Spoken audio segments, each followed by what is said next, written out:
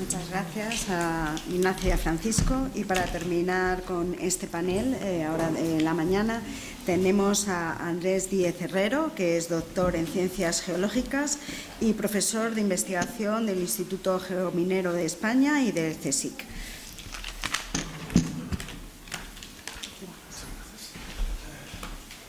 Muchas gracias. En primer lugar, gracias al Cabildo por organizar este congreso y gracias al Comité Científico del Congreso por admitir una comunicación como la mía, que es un tanto disonante respecto a las anteriores y me temo que a las que se sucederán. En primer lugar, me gustaría decir que este trabajo que les voy a presentar no es únicamente obra mía, sino que es fruto de una obra coral de un montón de gente que llevamos más de 35 años estudiando distintos aspectos de la Catedral de Segovia, fundamentalmente relacionados con la geología y las ciencias de la Tierra. Y haciendo alusión al lema del Congreso, aunque lo que yo les voy a contar aquí fundamentalmente son los registros geológicos singulares que alberga la Catedral de Segovia en forma de materiales constructivos pétreos, materiales decorativos pétreos, los procesos de degradación de estas rocas, o los procesos activos y los desastres naturales de origen geológico, todos estos elementos materiales tienen su correspondencia en elementos espirituales y en patrimonio inmaterial, como pueden ser ritos y ceremonias religiosas, mitos y leyendas, los oficios, aquí se ha comentado la cantería, o tradiciones populares, como les comentaré brevemente. Miren por donde miren la Catedral de Segovia, la miren desde la Plaza Mayor, la miren desde su lado occidental, la miren por dentro hacia el centro, la miren por dentro hacia arriba, la catedral es fundamentalmente roca. Ya se ha comentado aquí que numerosos literatos a lo largo de la historia se han referido a la catedral y por ende a Segovia como roca viva, una expresión pétrea del alma castellana, etc.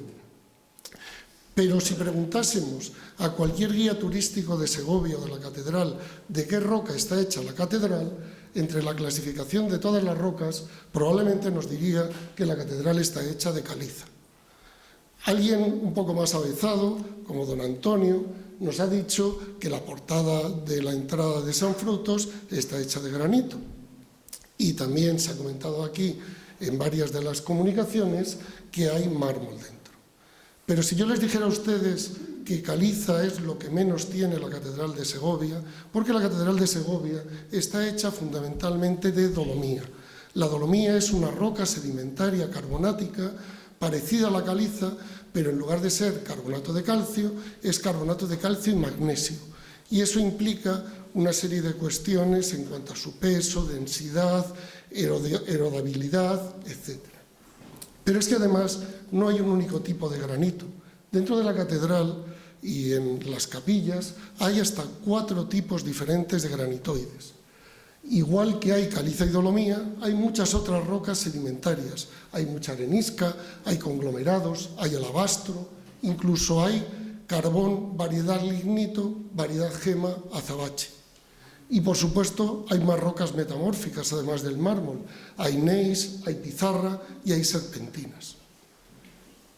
Si a esto le sumamos los materiales que derivan de materiales geológicos, como la arcilla para hacer materiales cerámicos, los yesos derivados del yeso o las cales derivadas de las calizas, totalizamos cerca de 20 tipos distintos de rocas y materiales geológicos empleados en la construcción de la catedral.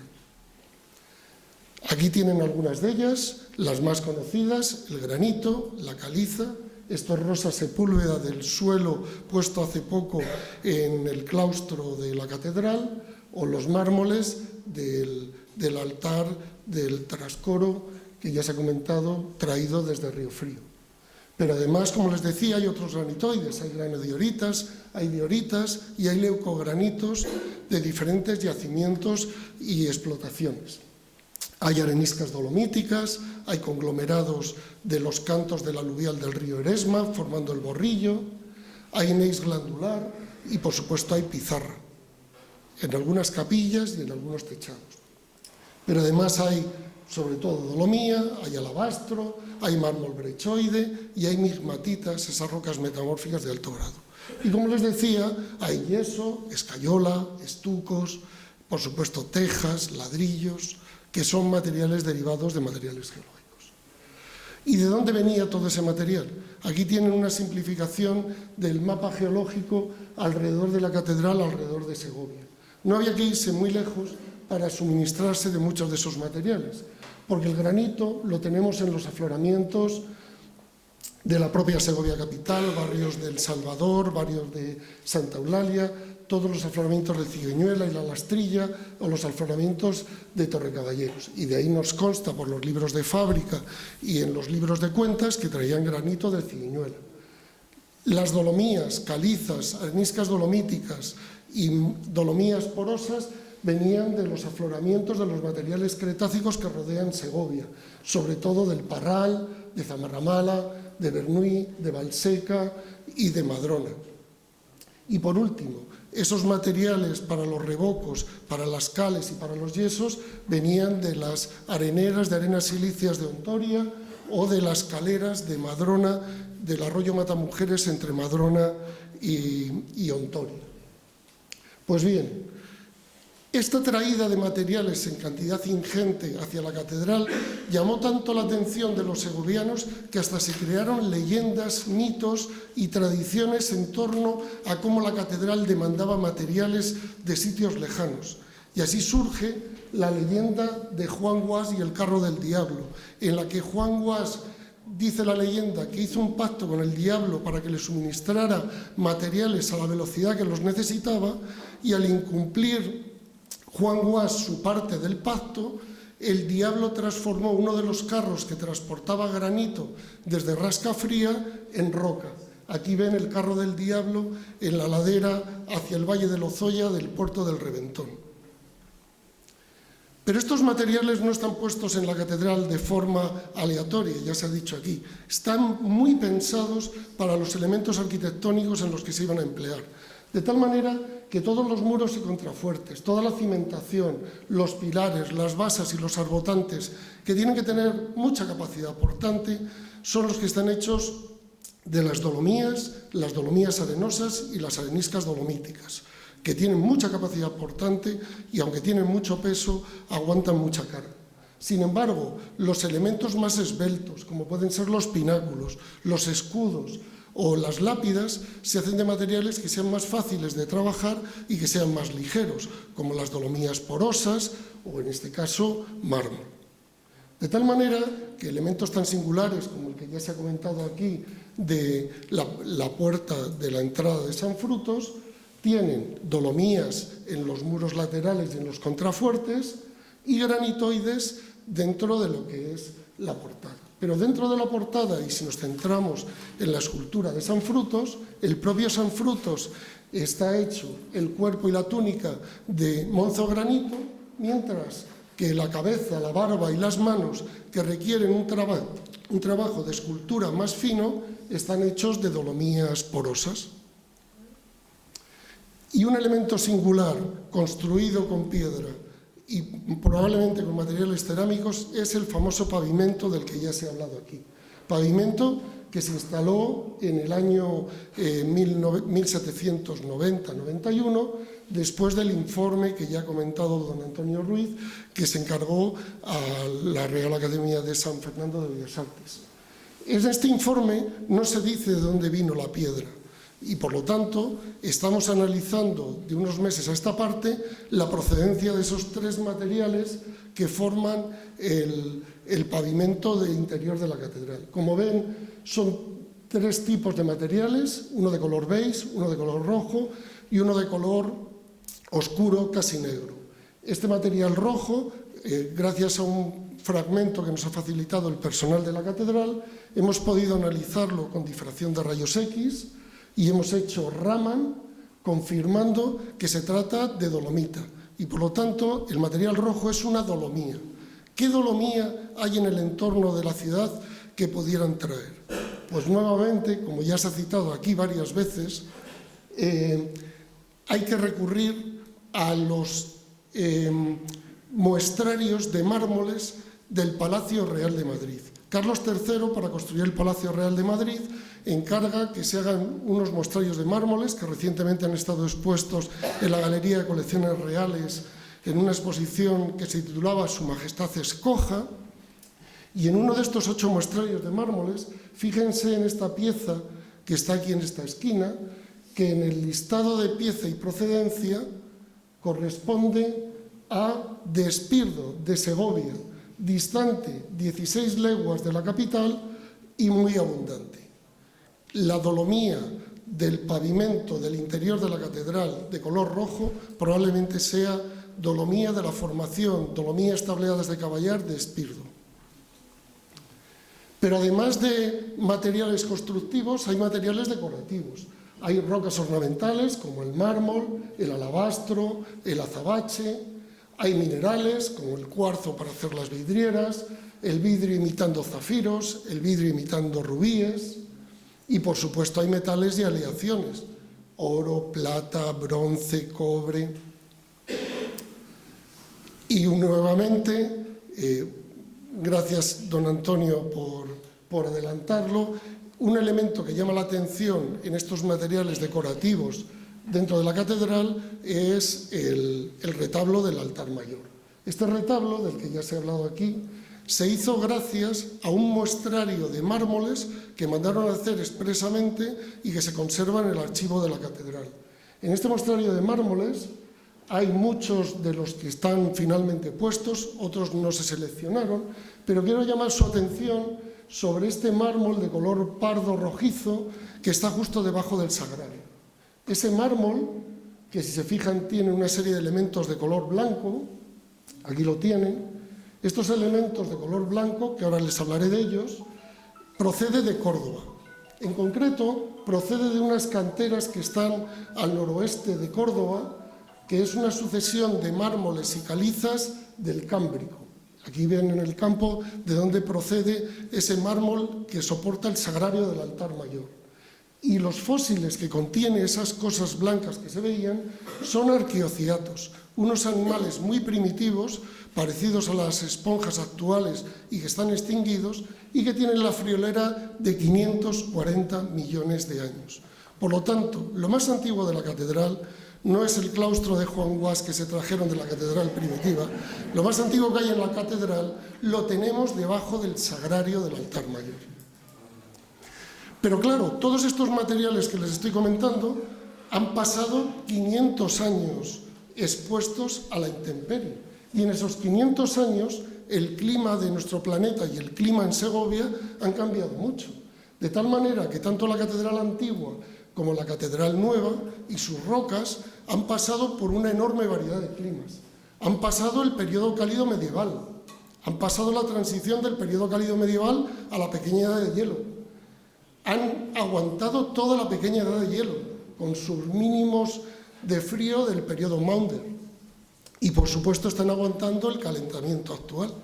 Y eso hace que todas esas rocas, sobre todo las que están a la intemperie en el exterior, tengan procesos de degradación de pérdida de material por arenización en estos granitoides, disolución de este alabastro en la capilla de San José, alveolización de las dolomías que están en el enlosado, hinchamientos y ampollas, fracturación, descamación por termoclastia de insolación solar, eflorescencias salinas, encostramientos, pátinas y disoluciones de elementos férricos que contiene la roca. Pero es que además esa degradación no es uniforme en todas las rocas, depende del tipo de roca, no es lo mismo los granitoides que las dolomías, de la estructura de esas rocas. Esas líneas que ven aquí en el claustro, que unas se alteran más y otras se alteran menos, son laminaciones algales de un mar cálido tropical donde se depositaron las dolomías con las que está hecha la catedral, o los escudos que están hechas de la dolomía porosa de las canteras de Madrona se alteran más que la propia dolomía arenosa que los contiene. Pero también la posición en la catedral. No sube la humedad por capilaridad lo mismo en la parte inferior que en la parte de arriba del muro perimetral del enlosado, o en función de la orientación.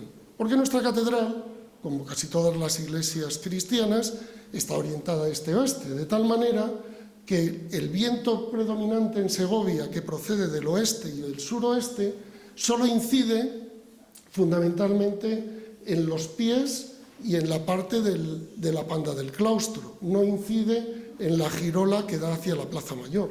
Todos los que hemos transitado un día ventoso por la calle Marqués del Arco nos hemos dado cuenta de esta circunstancia, ¿verdad? La insolación solar tampoco da de manera uniforme a la catedral, la da desde la salida del sol hasta la puesta del sol fundamentalmente. Y la humedad que puede ascender por capilaridad da fundamentalmente en esta zona de aquí.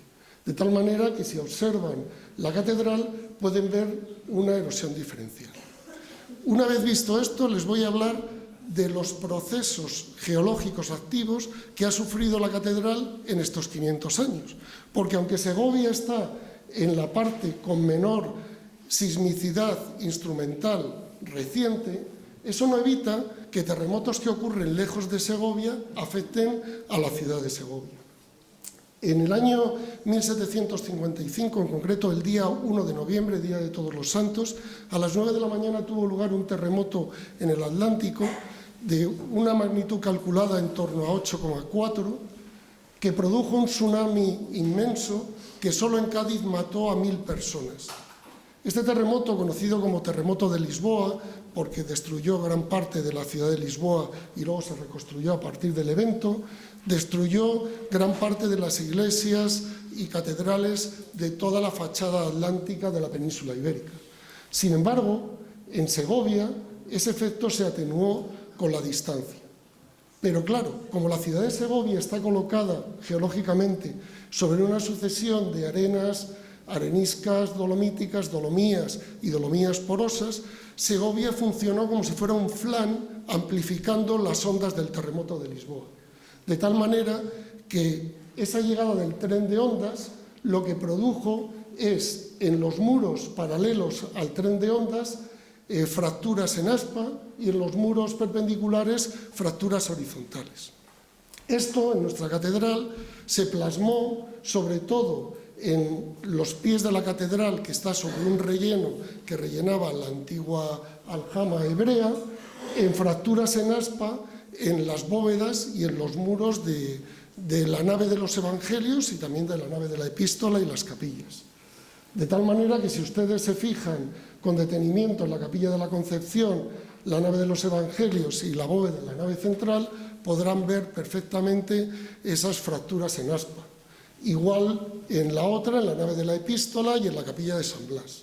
En concreto en la capilla de San Blas y en el muro que contiene la escalera de subida a la torre, bueno, primero les voy a hablar de la bóveda de la nave principal, se pueden ver las grietas, extrusión de sillares, grietas en echelon del desplazamiento, y les decía, en la capilla de San Blas tenemos una sucesión de fracturas en echelon que se puede pintar perfectamente el movimiento que ha sufrido como consecuencia.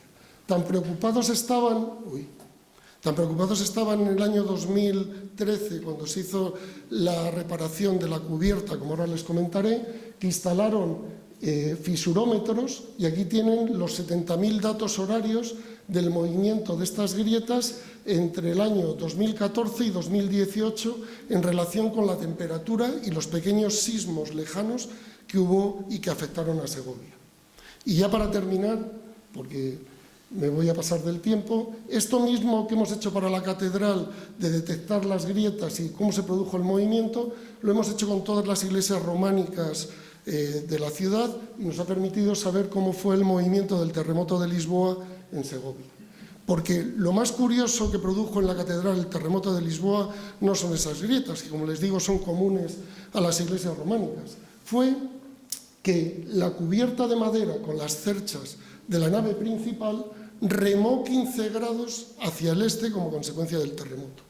Hasta tal punto que esas cerchas de la cubierta tuvieron que ser apuntaladas con jabalcones para evitar que se acabara derrumbando la cubierta. De tal manera que esas cerchas que se habían puesto después del incendio del año 1614 y de la que tienen ustedes aquí una sección, de las cerchas que se pusieron después del incendio de 1614, tuvieron que ser apuntaladas con estos jabalcones del que tienen ustedes aquí una sección después del terremoto de Lisboa.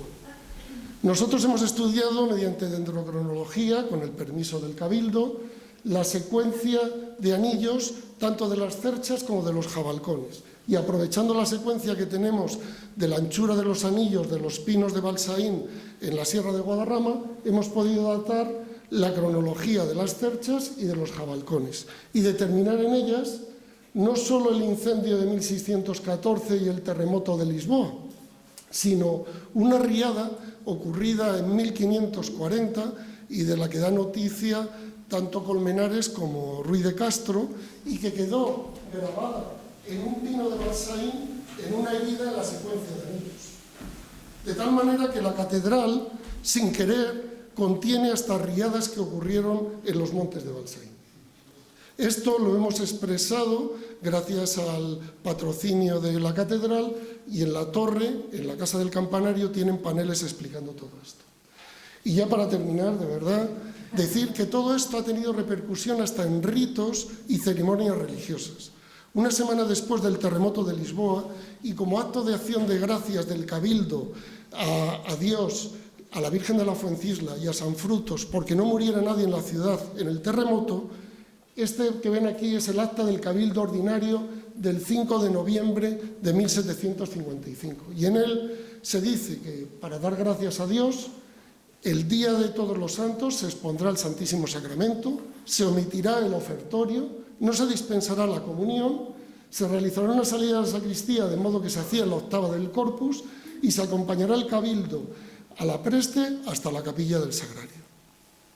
Y nada más, solo como conclusiones, esta catedral tiene estos registros que la hacen única.